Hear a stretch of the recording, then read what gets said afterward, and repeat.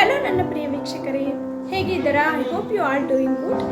ಇವತ್ತಿನ ಈ ವಿಡಿಯೋದಲ್ಲಿ ಅಜ್ಜಿ ತಾತಂದ್ರ ಕಾಲದಿಂದಲೂ ಫೇಮಸ್ ಆಗಿ ಅದೇ ರೀತಿ ಟೇಸ್ಟಿ ಆದಂತಹ ಟೈಮ್ ಪಾಸ್ ಹುರ್ಗಡ್ಲೆ ರೆಸಿಪಿನ ನಿಮಗೆ ತೋರಿಸ್ಕೊಡ್ತಾ ಇದ್ದೀನಿ.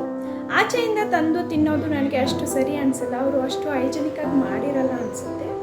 ಸೊ ನಾವು ಈ ರೀತಿ ಮನೆಯಲ್ಲೇ ಆರಾಮಾಗಿ ಪ್ರಿಪೇರ್ ಮಾಡ್ಬೋದು. ಮನೆಯಲ್ಲಿ ಪ್ರಿಪೇರ್ ಮಾಡಿದ್ರೂ ಅದು ಆಚೆ ತಂದಷ್ಟೇ ಟೇಸ್ಟ್ ಆಗಿರುತ್ತೆ, ತಿನ್ನಕ್ಕೂ ಚೆನ್ನಾಗಿರುತ್ತೆ. ಅದೊಂದು ಮನಸ್ಸಿಗೆ ಸಮಾಧಾನ ನಾವು ಮನೆಯಲ್ಲೇ ಪ್ರಿಪೇರ್ ಮಾಡಿದ್ರು.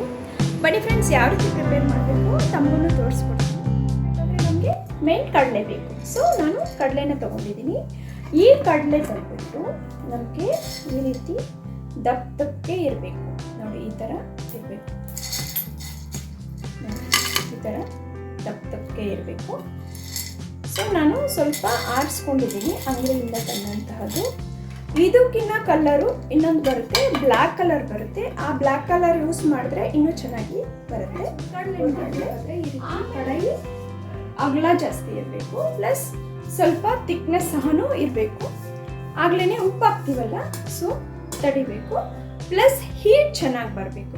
ಸೊ ಈ ರೀತಿ ತಿಕ್ಕಾಗಿದ್ದರೆ ಒಂದ್ಸಲ ಹೀಟ್ ಬಂದರೆ ಉಪ್ಪು ತಣ್ಣಗಾಗಲ್ಲ, ನಾವು ಬೇಯಿಸೋವರೆಗೂ ಹಾಗೆ ಹೀಟ್ ಆಗಿರುತ್ತೆ.